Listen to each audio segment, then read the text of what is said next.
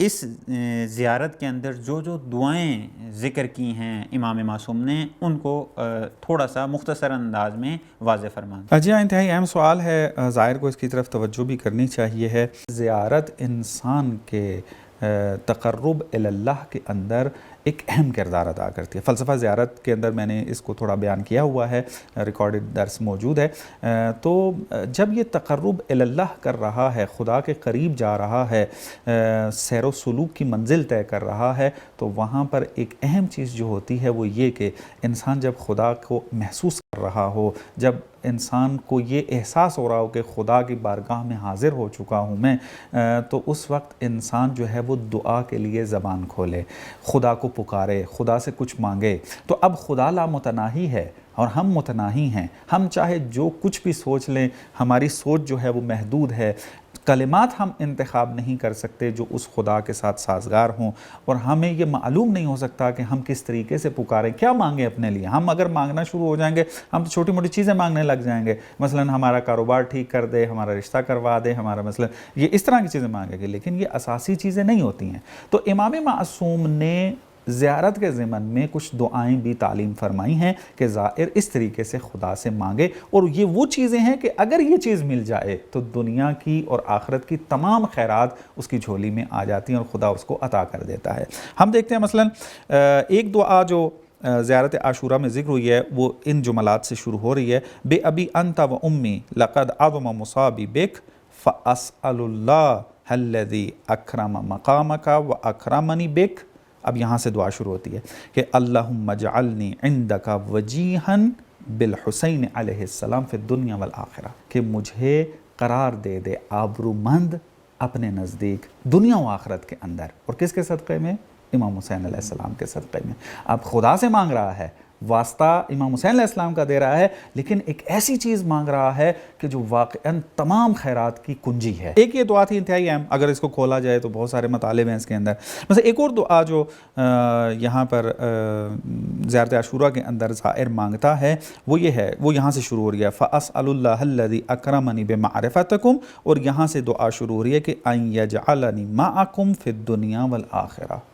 کہ خداوند متعال سے میں سوال کرتا ہوں، طلب کرتا ہوں کہ خداوند متعال مجھے آپ کے ساتھ قرار دے، فی الدنیا والآخرہ، دنیا کے اندر بھی اور آخرت میں بھی۔ اور یہ ائمہ علیہم السلام کے ساتھ قرار پا جانا یہ لفظی نہیں ہے، یا مثلا فزیکی نہیں ہے کہ میں کرسی لگا کے امام کے پاس بیٹھ جاؤں، بلکہ سیرت کے اعتبار سے ہے۔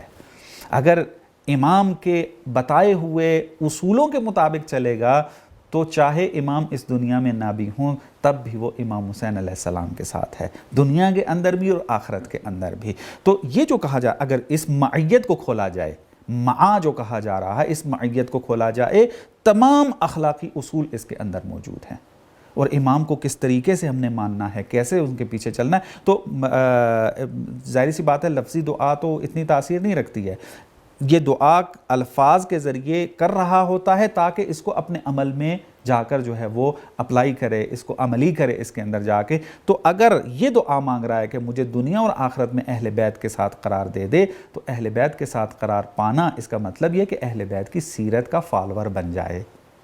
یہ ایک دعا ہے، وَأَن يُثَبِّتَ لِي عِندَكُمْ قَدَمَ صِدْقٍ فِي الدُّنْيَا وَالْآخِرَةِ، ایک یہ دعا تھی۔ اور پھر ایک اور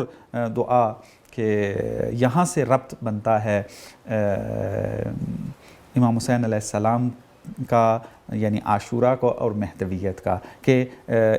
زیارت عاشوراء کے اندر بہت خوبصورت ربط موجود ہے۔ وہ یہ ہے کہ وَأَسْأَلُهُ أَن يُبَلِّغَنِي الْمَقَامَ الْمَحْمُودَ لَكُمْ عِنْدَ اللَّهِ وَأَن يَرْزُقَنِي طَلَبَ ثَارِ مَعَ إِمَامٍ هُدَى ظَاهِرٍ نَاطِقٍ بِالْحَقِّ مِنْكُمْ، کہ میں خداوند متعال سے طلب کرتا ہوں کہ وہ مجھے توفیق عنایت فرمائے کہ میں آپ کے خون کا طالب بنوں اور بدلہ لوں، کس کے ہمراہ؟ ما امام خدا، امام ہادی، امام جو مہدی ہیں، ظاہر ناطق بالحق، کہ جو ظاہر ہے کہ ظاہر اس میں وہ دوسرے معنی میں ہے، اپنے لغوی معنی کے اندر ہے، اگرچہ امام جو ہے وہ غیبت کے اندر ہے، ناطق منکم، اور وہ اہل بیت میں سے کون ہے؟ ناطق بالحق ہے، یعنی چونکہ امام برحق جو اس وقت موجود ہے وہی ناطق بالحق کہلاتا ہے، تو لہٰذا یہ اشارہ ہے کس کی طرف؟ مہدویت کی طرف۔ یعنی یہاں زائر جو ہے وہ اس بات کو طلب کر رہا ہے کہ میں امام حسین علیہ السلام کے خون کا بدلہ لوں، لیکن کس کی رکاب میں؟ امام مہدی اجل اللہ تعالی فرجہ الشریف کے اندر۔ اور پھر ایک اور دعا بہت ہی یعنی آپ کے بہترین دعا ہے، تمام دعائیں اس کے اندر جمع ہو جاتی ہیں اگر انسان یہ دعا مانگتا رہے، اور زیارت عاشوراء ہمیں یہ دعا سکھا رہی ہے، وہ ہے کہ اللہم اجعل محیایا محیا محمد آل محمد و مماتی ممات محمد آل محمد، میری زندگی محمد و آل محمد جیسی، اور اگر میری موت ہو تو وہ بھی جو ہے وہ انہی جیسی ہو، چونکہ میں ان کا اگر پیروکار بنوں گا، ان کا فالور بنوں گا، ان کے تمام اقوال پر عمل کروں گا، تو پھر جیسی ان کی موت ہے، شہادت ہوئی ہے اور اس دنیا سے گئی ہیں، اسی طرح کی موت ہوگی، اور جس طرح کی ان کی زندگی تھی اسی طریقے سے ان کے توسط سے ہمیں جو ہے وہ برکات ملیں گی، انہی کے توسط سے جو ہے وہ ہمیں جو ہے وہ دوسری طرف دوسری دنیا کے اندر جو ہے وہ منتقل کیا جائے گا۔ تو یہ آپ کہہ لیں کہ تمام دعاؤں کا خلاصہ ہے۔